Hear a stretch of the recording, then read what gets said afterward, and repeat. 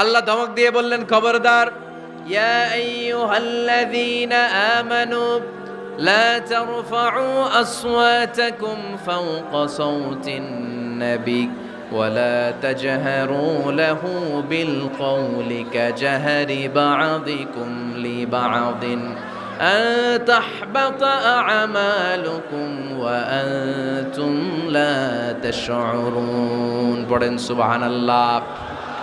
আল্লাহ বললেন, খবরদার, আমার নবীর কণ্ঠের চাইতে যেন তোমাদের কণ্ঠ উঁচু হয়ে না যায়। আমার হাবিবের কণ্ঠের চাইতে তোমাদের কণ্ঠ যদি উঁচু হয়ে যায়, বেয়াদবি হয়ে যাবে, ফলে তোমাদের সব নেক আমল বাতিল করে দিবে কে?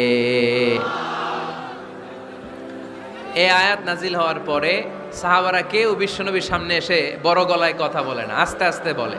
কেমনে বলে?